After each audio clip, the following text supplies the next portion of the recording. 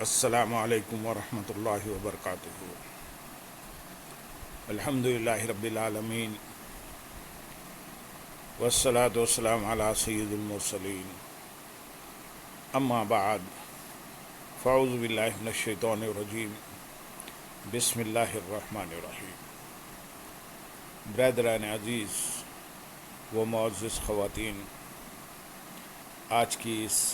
نشست میں سورۃ الاحزاب کی آیت نمبر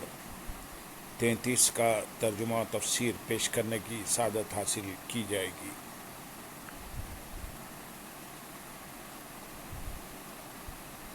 وقرن في بيوتكن ولا تبرجن تبرج الجاهلية الأولى وأقمنا الصلاة وآتينا الزكاة وأطعنا الله ورسوله إنما يريد الله ليذهب عنكم الرجس أهل البيت ويطهركم تطهيرا۔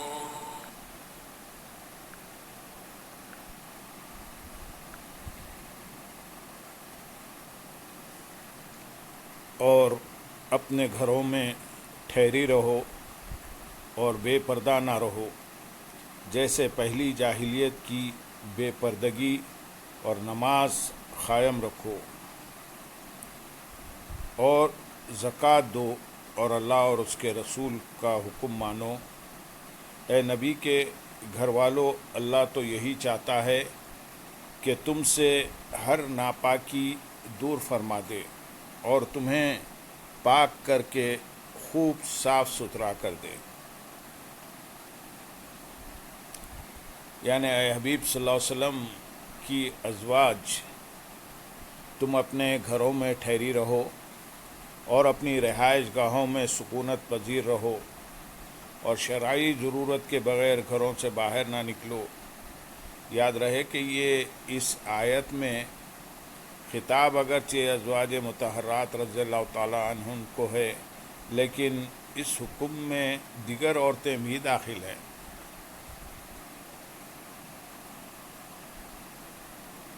ازواج مطہرات رضی اللہ تعالی عنہن نے اس حکم پر کس حد تک عمل کیا، اس کی ایک جھلک ہم یہاں بیان کریں گے۔ چنانچہ امام محمد بن سیرین رحمۃ اللہ علیہ فرماتے ہیں، مجھے بتایا گیا کہ نبی کریم صلی اللہ علیہ وسلم کی زوج مطہرہ حضرت سودا رضی اللہ تعالی عنہ سے کہا گیا، آپ کو کیا ہو گیا ہے کہ آپ نہ حج کرتی ہیں اور نہ عمرہ کرتی ہیں؟ انہوں نے جواب دیا، میں نے حج بھی کیا ہے اور عمرہ بھی کیا ہے، اور اللہ تعالیٰ نے مجھے حکم دیا ہے کہ میں گھر میں رہوں۔ اللہ عز و جل کی قسم، میں دوبارہ گھر سے نہیں نکلوں گی۔ راوی کا بیان ہے کہ اللہ عز و جل کی قسم، وہ اپنے دروازے سے باہر نہ آئیں یہاں تک کہ وہاں سے آپ کا جنازہ ہی نکالا گیا۔ اللہ تعالی ہماری ماں کے درجات بلند فرمائیں اور مسلمان خواتین کو ان کی سیرت پر عمل کرنے کی توفیق عطا فرمائیں۔ اللہ تعالیٰ نے عورتوں کو یہ حکم ارشاد فرمایا ہے کہ وہ اپنے گھروں میں ٹھہری رہا کریں اور شرعی ضرورت و حاجت کے بغیر اپنے گھر سے باہر نہ نکلیں، اور نبی کریم صلی اللہ علیہ وسلم نے عورتوں کے اس عمل کی فضیلت بھی بیان فرمائی۔ چنانچہ حضرت انس رضی اللہ تعالیٰ عنہ فرماتے ہیں کہ عورتیں رسول اللہ صلی اللہ علیہ وسلم کی بارگاہ میں حاضر ہوئیں اور انہوں نے عرض کی، یا رسول اللہ صلی اللہ علیہ وسلم، مرد اللہ تعالیٰ کی راہ میں جہاد میں شریک ہو کر فضیلت لے گئے، اور ہمارا تو کوئی ایسا عمل نہیں ہے، جسے بجا لا کر ہم مجاہدین کا درجہ پا سکیں۔ حضور اقدس صلی اللہ علیہ وسلم نے ان سے ارشاد فرمایا، تم میں سے جو اپنے گھر میں ٹھہری رہے وہ ان مجاہدین کا درجہ پائے گی جو اللہ تعالیٰ کی راہ میں جہاد کرتے ہیں۔ اس روایت سے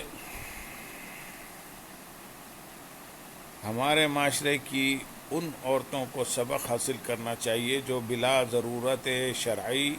گھروں سے باہر نکلتی اور گھومتی پھرتی ہیں اور بازاروں کی رونق بنی رہتی ہے۔ اگر یہ عورتیں گھروں میں رہیں تو ان کو اللہ عز و جل کی راہ میں جہاد کرنے والے مجاہدین کی طرح ثواب ملے۔ یاد رہے کہ دین اسلام میں عورت کو گھر میں ٹھہری رہنے کا جو حکم دیا گیا، اس سے مقصود یہ ہرگز نہیں کہ دین اسلام عورتوں کے لیے یہ چاہتا ہے کہ جس طرح پرندے پنجروں میں اور جانور باڑے میں زندگی بسر کرتے ہیں، اسی طرح عورت بھی پرندوں اور جانوروں کی طرح زندگی بسر کرے، بلکہ اسے یہ حکم اس لیے دیا گیا ہے کہ اس میں اس کی عزت و عصمت کا تحفظ زیادہ ہے۔ اسے آسان انداز میں یوں سمجھیے کہ جس کے پاس قیمتی ترین ہیرا ہو، وہ اسے لے کر سر عام بازاروں میں نہیں گھومتا، بلکہ اسے مضبوط سے مضبوط لاکر میں رکھنے کی کوشش کرتا ہے تاکہ اس کی یہ دولت محفوظ رہے اور کوئی لٹیرا اسے لوٹنے کی کوشش نہ کرے۔ اور اس کا یہ عمل عقل سلیم رکھنے والوں کی نظر میں بہت اچھا اور قابل تعریف ہے، اور اس کی بجائے اگر وہ شخص اپنا قیمتی ترین ہیرا لے کر سر عام بازاروں میں گھومنا شروع کر دے اور لوگوں کی نظر اس ہیرے پر آسانی سے پڑتی رہے تو عین ممکن ہے کہ اسے دیکھ کر کسی کی نیت خراب ہو جائے اور وہ اسے لوٹنے کی کوشش کرے، اور ایسے شخص کو جاہل اور بیوقوف جیسے خطابات سے نوازا جائے۔ خلاصہ یہ ہے کہ قیمتی ہیرے کا زیادہ تحفظ اسے مضبوط لاکر کے اندر رکھنے میں ہے، نہ کہ اسے لے کر سر عام گھومنے میں، اور اسی طرح عورت کی عصمت کا زیادہ تحفظ اس کا گھر کے اندر رہنے میں ہے، نہ کہ غیر مردوں کے سامنے آنے اور ان کے درمیان گھومنے میں ہے۔ اس سے معلوم ہوا کہ خود کو دانشور کہلانے والے وہ لوگ حقیقت میں دانش و حکمت سے نہایت دور ہیں، جو دین اسلام کے اس حکم کے بنیادی مقصد کو پس پشت ڈال کر اور کافروں کے طرز زندگی سے مرعوب وہ مغلوب ہو کر غلامانہ ذہنیت سے اعتراضات کرتے ہیں۔ ایسے لوگوں کا اہم ترین مقصد یہ ہے کہ لوگوں کی نظر میں اسلام کے احکام کی قدر ختم ہو جائے، عورت اسلامی احکام کو اپنے حق میں سزا تصور کرے اور وہ اپنی عصمت جیسی قیمتی ترین دولت تک لٹیروں کے ہاتھ پہنچنے کی ہر رکاوٹ دور کر دے۔ اللہ تعالیٰ مسلمانوں کو اسلامی احکام کے مقاصد سمجھنے، ان پر عمل کرنے، عورت کی عفت و عصمت کے دشمنوں کے عزائم کو سمجھنے اور ان سے بچنے کی توفیق عطا فرمائے۔ آیت کے اگلے حصے میں ارشاد ہے، اور بے پردہ نہ رہو جیسے پہلی جاہلیت کی بے پردگی، یعنی جس طرح پہلی جاہلیت کی عورتیں بے پردہ رہا کرتی تھیں، اس طرح تم بے پردگی کا مظاہرہ نہ کرو۔ اگلی پچھلی جاہلیت کے زمانے میں متعلق مفسرین کے مختلف اقوال ہیں۔ ان میں سے ایک قول یہ ہے کہ اگلی جاہلیت سے مراد اسلام سے پہلے کا زمانہ ہے۔ اس زمانے میں عورتیں اتراتی ہوئی نکلتی اور اپنی زینت اور محاسن کا اظہار کرتی تھی تاکہ غیر مرد انہیں دیکھیں۔ لباس ایسے پہنتی تھی جس سے جسم کے اعضاء اچھی طرح نہ ڈھکیں، اور پچھلی جاہلیت سے آخری زمانہ مراد ہے جس میں لوگوں کے افعال پہلوں کی مثل ہو جائیں گے۔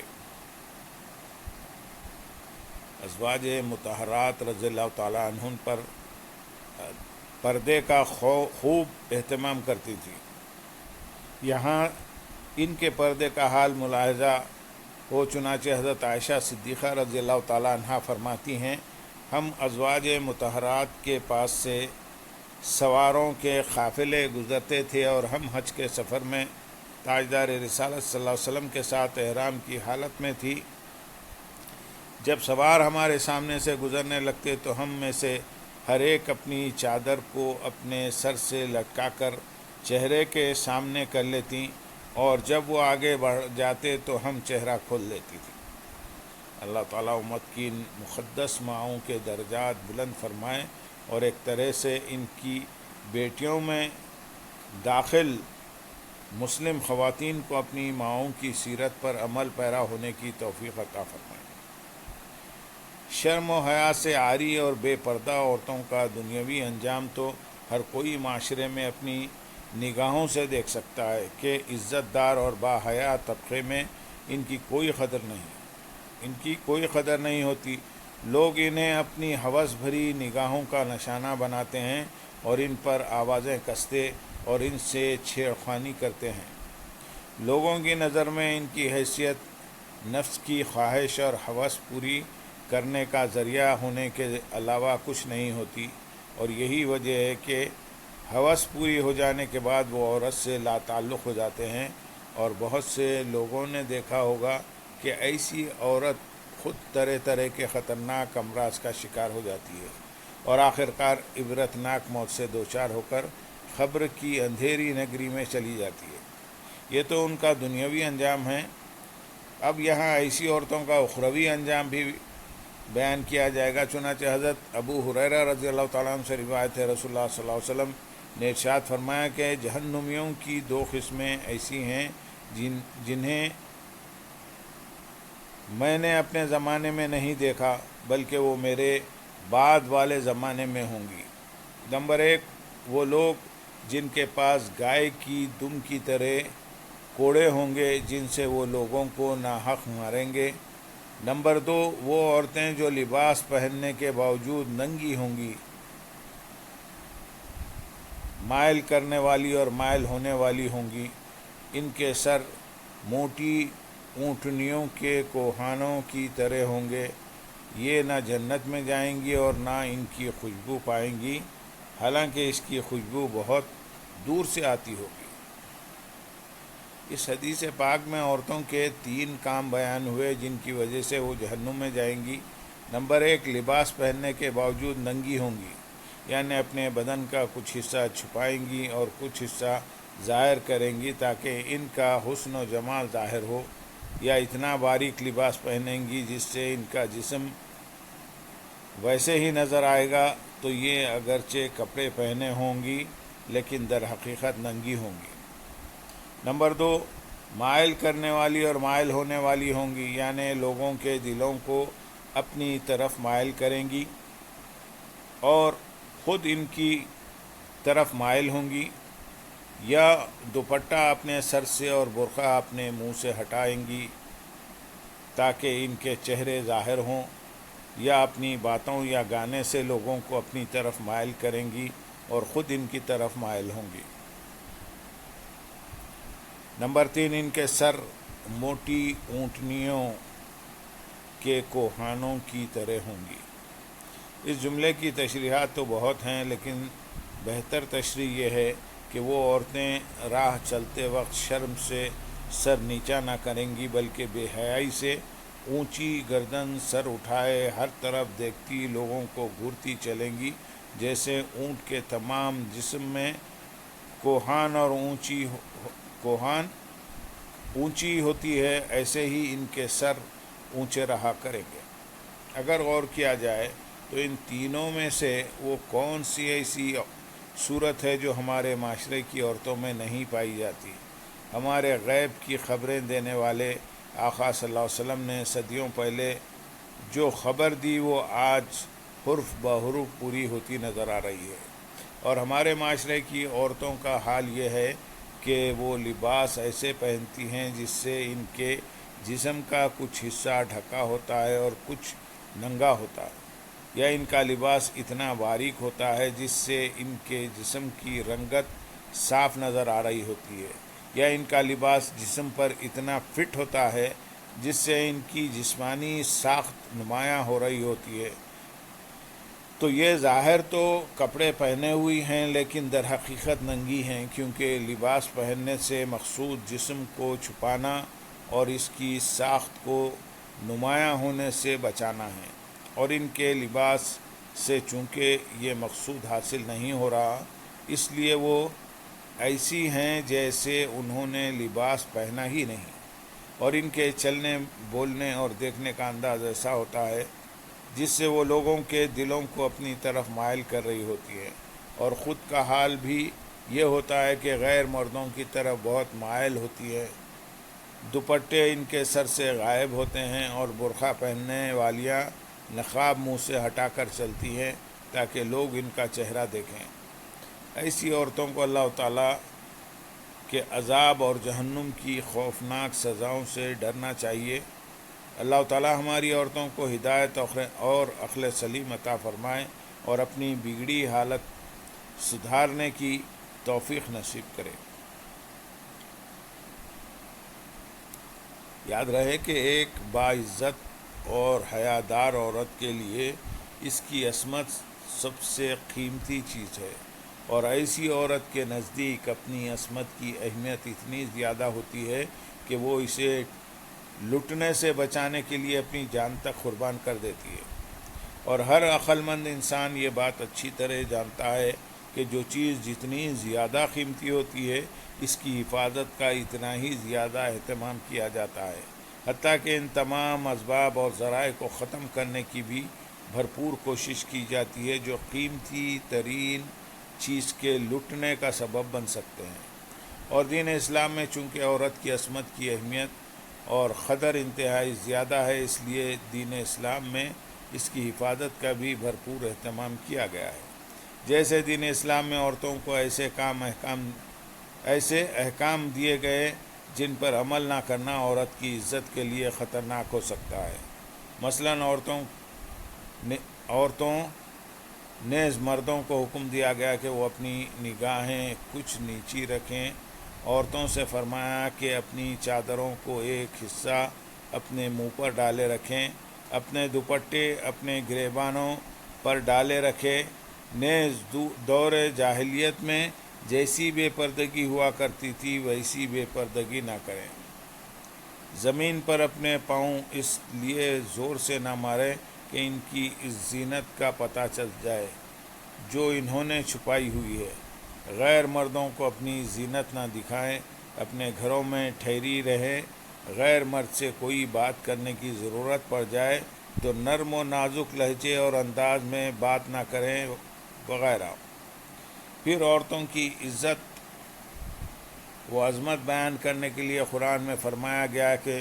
جو لوگ پاک دامن عورت پر بدکاری کی تہمت لگائیں اور اسے شرعی طریقے سے ثابت نہ کر سکیں تو انہیں 80 کوڑے لگائے جائیں، ان کی گواہی کبھی نہ مانی جائے اور یہ لوگ فاسق ہیں۔ انجان پاک دامن ایمان والی عورتوں پر بدکاری کا بہتان لگانے والوں پر دنیا اور آخرت میں لعنت ہے اور ان کے لیے قیامت کے دن بڑا عذاب ہے۔ ان احکامات سے معلوم ہوا کہ دین اسلام عورت اور اس کی عصمت کا سب سے بڑا محافظ ہے، اور اس سے ان لوگوں کو نصیحت حاصل کرنی چاہیے جو مسلمان کہلانے کے باوجود چادر اور چار دیواریوں کے تقدس کو پامال کر کے عورت کی آزادی کا نعرہ لگانے اور روشن خیالی کے نام پر عورت کو ہر جگہ زینت بنانے اور حقوق نساء کے نام پر ہر شعبے میں عورت کو مرد کے شانہ بشانہ کھڑا کرنے کی کوشش کر کے عورتوں سے کھیلنے کو آسان سے آسان تر بنانے میں مصروف ہیں۔ اور ان عورتوں کو بھی نصیحت حاصل کرنی چاہیے جو اپنی عزت و ناموس کے دشمنوں، بے علم دانشوروں کی چکنی چپڑی باتوں سے متاثر ہو کر خود کو خطرے پر پیش کرتی ہیں اور خود کو غیر محفوظ بناتی ہیں۔ اللہ تعالیٰ انہیں ہدایت اور عقل سلیم عطا فرمائے۔ آیت کے اگلے حصے میں ارشاد ہے، اور نماز قائم رکھو اور زکوٰۃ دو، یعنی اے میرے حبیب صلی اللہ علیہ وسلم کی ازواج مطہرات، تم نماز قائم رکھو جو کہ بدنی عبادت کی اصل ہے، اور اگر تمہارے پاس مال ہو تو اس کی زکوٰۃ دو۔ خیال رہے کہ یہ حکم عام ہے اور تمام عورتوں کے لیے یہی حکم ہے کہ وہ نماز پڑھیں، روزے رکھیں اور اپنے مالوں کی زکوٰۃ ادا کریں۔ ازواج مطہرات رضی اللہ تعالیٰ عنہ اللہ تعالیٰ کی عبادت کرنے میں خوب کوشش کیا کرتی تھیں، چنانچہ سیرت کی کتابوں میں مذکور ہے کہ ام المومنین حضرت عائشہ صدیقہ رضی اللہ تعالیٰ عنہ روزانہ بلا ناغہ نماز تہجد پڑھنے کی پابند تھیں اور اکثر روزہ دار بھی رہا کرتی تھی، اور ام المومنین حضرت حفصہ رضی اللہ تعالیٰ عنہ کے بارے میں مروی ہے کہ آپ اکثر روزہ دار رہا کرتے تھے اور تلاوت قرآن مجید اور دوسری قسم کی عبادتوں میں مصروف رہا کرتے تھے۔ اللہ تعالیٰ امت کی ماؤں کی عبادات کا صدقہ ان کی روحانی بیٹیوں کو بھی نماز، روزہ اور زکوٰۃ وغیرہ عبادات کی پابندی کرنے کی توفیق عطا فرمائے۔ یہاں ازواج مطہرات رضی اللہ تعالیٰ عنہن کو حکم دیا گیا کہ نماز پڑھا کرو اور زکوٰۃ دیا کرو۔ اس سے معلوم ہوا کہ کسی کو یہ غلط فہمی نہیں ہونی چاہیے کہ نبی کریم صلی اللہ علیہ وسلم کی خرابت کے باعث اگر کوئی نماز اور زکوٰۃ کا تارک ہوگا تو اس سے کسی قسم کی پوچھ نہیں ہوگی۔ اس سے ان لوگوں کو عبرت حاصل کرنی چاہیے کہ جو نماز نہیں پڑھتے، روزے بھی نہیں رکھتے اور فرض ہونے کے باوجود زکوٰۃ بھی نہیں دیتے، اور انہیں جب عمل کرنے کی دعوت دی جاتی ہے تو نسبت کا بہانہ بنا دیتے ہیں کہ ہماری نسبت اچھوں کے ساتھ ہے، اس لیے اگر ہم ان احکام پر عمل نہ کریں تو بھی ہمارا بیڑا پار ہے۔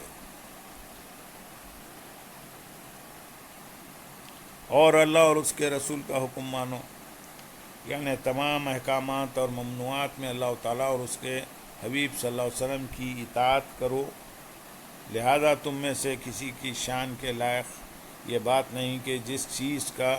اللہ تعالیٰ اور اس کے حبیب صلی اللہ علیہ وسلم نے حکم دیا تم اس کی مخالفت کرو۔ یہ حکم عام ہے اور تمام عورتوں کو اللہ تعالیٰ اور اس کے حبیب صلی اللہ علیہ وسلم کی اطاعت کرنے اور ان کی نافرمانی سے بچنے کا حکم ہے۔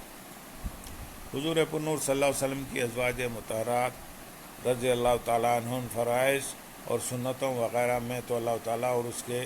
پیارے حبیب صلی اللہ علیہ وسلم کی خوب فرما برداری کیا کرتی تھی، حتیٰ کہ مستحب احکام میں بھی ان کی اطاعت کا حال ہے۔ ان کی اطاعت کا حال بے مثال تھا، چنانچہ ایک روایت میں ہے کہ ام المومنین حضرت عائشہ صدیقہ رضی اللہ تعالیٰ عنہ نے رسول کریم صلی اللہ علیہ وسلم کی بارگاہ میں عرض کی، یا رسول اللہ صلی اللہ علیہ وسلم میرے لیے دعا فرما دیجئے کہ اللہ تعالیٰ جنت میں مجھے آپ کی ازواج مطہرات میں سے رکھے۔ نبی کریم صلی اللہ علیہ وسلم نے ارشاد فرمایا، اگر تم اس رتبے کی تمنا رکھتی ہو تو تمہیں چاہیے کہ کل کے لیے کھانا بچا کر نہ رکھو، اور جب تک کسی کپڑے میں پیوند لگ سکتا ہے تب تک اسے بیکار نہ سمجھو۔ ام المومنین حضرت عائشہ صدیقہ رضی اللہ تعالیٰ عنہ فخر کو مالداری پر ترجیح دینے کی اس نصیحت پر اتنی عمل پیرا رہیں کہ زندگی بھر کبھی آج کا کھانا کل کے لیے بچا کر نہیں رکھا۔ اللہ تعالیٰ امہات المومنین رضی اللہ تعالیٰ عنہن کی اطاعت و فرما برداری کا صدقہ مسلم خواتین کو بھی اللہ تعالیٰ اور اس کے حبیب صلی اللہ علیہ وسلم کی اطاعت و فرما برداری کرنے کی توفیق عطا فرمائے۔ اے نبی کے گھر والو، اللہ تو یہی چاہتا ہے کہ تم سے ہر ناپاکی دور فرما دے، یعنی اے میرے حبیب صلی اللہ علیہ وسلم کے گھر والو، اللہ تعالیٰ تو یہی چاہتا ہے کہ گناہوں کی نجاست سے تم آلودہ نہ ہو۔ اس آیت میں اہل بیت سے نبی کریم صلی اللہ علیہ وسلم کی ازواج مطہرات سب سے پہلے مراد ہیں، کیونکہ آگے پیچھے سارا کلام ہی ان کے متعلق ہو رہا ہے۔ بقیہ نفوس قدسیہ یعنی خاتون جنت حضرت فاطمہ زہرا، حضرت علی المرتضیٰ اور حسنین کریمین رضی اللہ تعالیٰ عنہم کا اہل بیت میں داخل ہونا بھی دلائل سے ثابت ہے۔ مفتی نعیم الدین مراد آبادی رحمۃ اللہ علیہ نے اپنی کتاب سوانح کربلا میں یہ آیت لکھ کر اہل بیت رضی اللہ تعالیٰ عنہم کے مصداق کے بارے میں مفسرین کے اقوال اور احادیث نقل فرمائیں۔ اس کے بعد فرماتے ہیں، خلاصہ یہ کہ دولت سرائے اقدس کے سکونت رکھنے والے اس آیت میں داخل ہیں، یعنی ازواج مطہرات، کیونکہ وہی اس کے مخاطب ہیں، اور چونکہ اہل بیت نسب نسبی تعلق والوں کا مراد ہونا مخفی تھا، اس لیے سرور عالم صلی اللہ علیہ وسلم نے اپنے اس فعل مبارک جس میں پنجتن پاک کو چادر میں لے کر ان کے لیے دعا فرمائی، اس سے بیان فرما دیا گیا کہ مراد اہل بیت سے عام ہیں، خواہ بیت مسکن کے اہل ہوں جیسے کہ ازواج مطہرات یا بیت نسب کے اہل جیسے کہ بنی ہاشم و مطلب۔ امام عبداللہ بن احمد نصفی رحمۃ اللہ علیہ فرماتے ہیں، ان آیات یعنی اس آیت اور اس کے بعد والی آیت میں رسول کریم صلی اللہ علیہ وسلم کے اہل بیت کو نصیحت فرمائی گئی ہے تاکہ وہ گناہوں سے بچیں اور تقوی اور پرہیزگاری کے پابند رہیں۔ یہاں گناہوں کو ناپاکی سے اور اپنے پرہیزگاری کو پاکی سے تشبیہ دی گئی، کیونکہ گناہوں کا مرتکب ان سے ایسے ہی ملوث ہوتا ہے جیسے جسم نجاستوں سے آلودہ ہوتا ہے، اور اس طرز کلام سے مقصود یہ ہے کہ عقل رکھنے والوں کو گناہوں سے نفرت دلائی جائے اور تقوی و پرہیزگاری کی ترغیب دی جائے۔ اللہم صلی علی سیدنا محمد وعلی آل سیدنا محمد وبارک وسلم، وآخر دعوانا ان الحمد للہ رب العالمین۔